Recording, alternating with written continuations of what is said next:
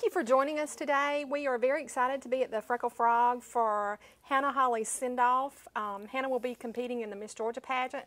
Hanna, how are you today? I'm doing wonderful. How are you? I'm doing great. So tell me, on a scale of 1 to 10, how excited are you? A 12. I'm so excited for this weekend. It's everything that I've worked and prepped for the past months are finally coming to a head. And so this Friday, I head down to Columbus to begin the week-long pageant, the Miss Georgia pageant, and competition will begin for me on Sunday with my private interview with the judges. And that is what I'm most excited about. It's my favorite time of the week, just getting to really show who I am and just add that personal touch to me as Miss University of Georgia. Right. Now, you are currently the Miss University of Georgia. How exciting has this year been for you, winning Miss University of Georgia and getting to compete in the Miss Georgia? It has been incredible. So being Miss University of Georgia is something that I've wanted since my freshman year at UGA when I very first heard of the pageant. And so to finally win the title has been amazing. And they always say that if you can't be Miss Georgia, Miss University of Georgia is the next best thing because she gets so many appearances throughout the year. I get to meet the president of the university as well as many other people that have a huge role in the university and the day-to-day life of the students, as well as I get to attend events that I might not have heard of as a student otherwise. And so I'm just loving the opportunity. I'd love to tell you about this great event that I've planned as Miss UGA that happened back in April. And so I'm just having a great time and just enjoying it and soaking it all in. Okay, so tell us, the event that happened this past April, has that been your favorite thing? You want to tell us about that? Yeah, so it was kind of like my little baby from my second semester in school. And so it was called Beauty and the Beast, and it was a day with Miss UGA, Harry Dog, and the UGA football team to benefit a $1.2 million expansion to Piedmont Athens Regional Hospital. And so we had blow-ups and games, face painting, crafts, food, and it was just a day of fun for kids to come out, meet Miss UGA, meet Harry Dog, meet the football players, and give back to their community and learn the importance of that while doing it. That's great, Hanna. We are all so proud of you. So you touched on just a second ago about the interview, which will be Sunday? Sunday night, like 9 p.m. Now, most people are, in my mind, I would think that the interview would be the most nerve-wracking of, and you said you're very excited about that. So I am. Well, I love to talk, so it's not super nerve-wracking for me. If you just look at it as these are 5 judges, they're people just like me and you are. They want you to do well. They definitely don't want to sit there and watch you mess up because then it's awkward for both people. So I just use it as an opportunity to just tell them about myself, tell them what I've done, tell them how my time has been for Miss UGA, what my plans are for Miss Georgia, and maybe even Miss America if the opportunity were to come after Miss Georgia. And so I get super excited about it, and it's almost to the point, maybe I'm a little too excited. I need to tone it down because I walk in there and I'm like, hello, hey, I'm here, let's talk. But it's a super fun time, and my experience has been that the judges are always incredibly friendly, and like I said, they want what's best for you. Right. So after the interview process, what are some of the other areas that you compete in? So Tuesday night, I'll compete in swimsuit, and this is my swimsuit, and I'll also compete in evening gown, which for the purposes of the show, we won't display, but you can tune in to MissGeorgia.org and live stream it if you want to see my evening gown.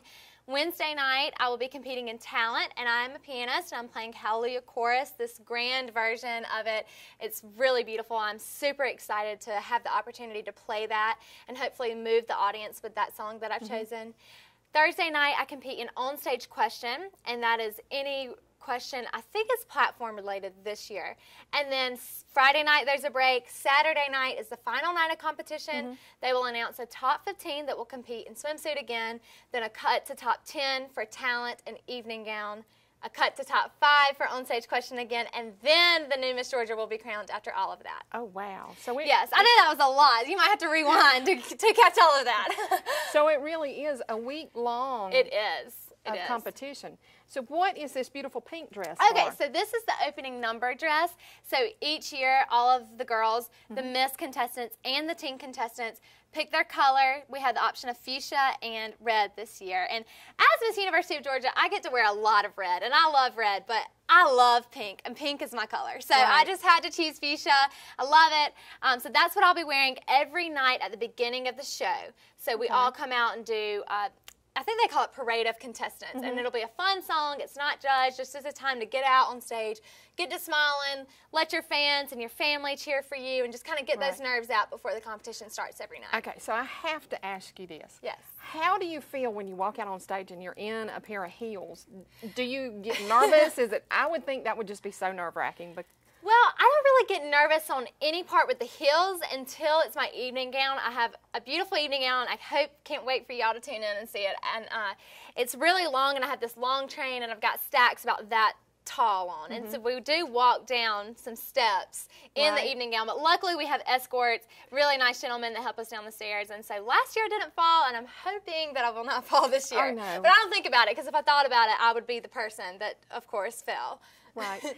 So what about your hair and makeup? Do you do your own hair and makeup, or do they have people there that do that for you? Or you definitely have the option to do your own hair and makeup, or you have the option to get someone to do it for you. And so I'm kind of crazy. You know, I'm always running all over the place. I chose to have someone do mine for me, and I'm super excited about that. Meredith Boyd Cosmetics, and she's incredible. She did my makeup for my headshot photos, and I'm really excited. I just feel my best when she helps me, because I don't have to worry about it. I know it's professional. I know it looks good, and I'm ready to go. Okay, so Hannah, tell me, when you win Miss Georgia, like we all here hope you do, what happens next? So the winner of Miss Georgia, the big event is in September. It actually gets to go to Miss America. So this is the official preliminary pageant to the Miss America pageant. So that in itself would be incredible. But it's a year-long job. This really is a job. The girls that are Miss Georgia, they travel miles and miles a month. They get a car donated by Kia in Columbus, so to really help aid in all the traveling you're going to be doing. Because I mean, you put I don't even know the exact number, but it's something insane. And so I will be traveling to every Children's Miracle Network hospitals in the state, and just visiting different various community events. Anybody can hire Miss Georgia throughout her year, so it is a fee because it is a job. So you do hire Miss Georgia out, and you can have her at any social event, of course, assuming it's appropriate. And so Miss Georgia can go. So I'm looking forward to that, but I'm definitely looking forward to the Miss America pageant in September, and fingers crossed that everything works out this Saturday, or next Saturday. So what would happen with the Miss University of Georgia title? What happens with that if you win the Miss Georgia? So the first runner-up to Miss University of Georgia this past year will become the new Miss University of Georgia, and same thing, the Miss Georgia who wins the Miss America pageant, the first runner-up to Miss Georgia becomes the new Miss Georgia. So a few years ago, our Miss Georgia, Betty Cantrell, won Miss America. First runner-up, Adeline Kennerly, became Miss Georgia. And she is considered a Miss Georgia. She's not considered a runner-up any longer. She is Miss Georgia. Okay. Now, I have a little bit of to me, a fun question. With cell phones, everybody has a cell phone, and social media. Do they limit what you can do? Definitely. Well, are you talking about during the pageant? Yes. Yes, ma'am. So we're allowed to have our cell phones with us at night and in the morning, but when we check into the River Center, which is the theater that we use, we have a suitcase, and our house mom is what we call her. She has made little slots. You put your cell phone in your number, your contestant number, and you don't see it until that afternoon when you check out to go home, back to your dorm to rest before coming back for the night and during the show. And you will also check in your phone during the show. Any computers, everything has to be checked in. So there's no technology backstage, no distractions. Wow. Okay. Now another question. I'm sure your mom is going to be traveling to Columbus with you. Definitely. Will you be able to talk to her in the evenings or see her? Or? Yes, ma'am. It's a lot different than it has been in years past. They used to kind of quarantine the girls, and you really would see your parent for 10 minutes after each show, the final night. But luckily, they're a little more lax now, so I can see my mom at any point during the day that we have a downtime. Okay. She's staying at a hotel close by, so I know last year I needed her, and she came over and did another little spray tan real quick before swimsuit and different things like that. So it's very, thank goodness, because I don't know what I would do without my mom right there. Because, I mean, it takes a village. We all say it takes a village to get somebody ready for this, because it's so much preparation and so much just getting yourself in the right mind. And mothers, of course, are great for that. Oh, yes. Oh, yes. Dublin's newest and most modern hotel is the Hampton Inn and Suites. Relax and enjoy your stay while near the best in dining, golf courses, and business centers. Start your day with a free hot breakfast. Enjoy our pool, indoor fitness center, and Wi-Fi. Plan your next family reunion, meeting, training session, or social gathering at Hampton Inn and Suites, 103 Travel Center, located by Longhorn and Cracker Barrel. Hampton Inn and Suites by Hilton.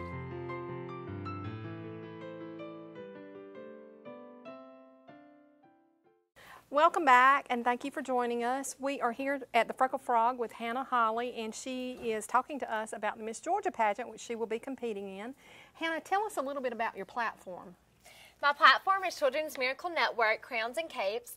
So it's twofold. The first part is I raise money and awareness for Children's Miracle Network hospitals. But the second part, and that's where the Crowns and Capes come in, and that's my favorite part, is I've written a short little storybook that I hand out to children when attending the hospitals, and I also deliver a crown or a cape to them. And the whole idea behind it is that the crown and the cape is a tangible object of strength and courage.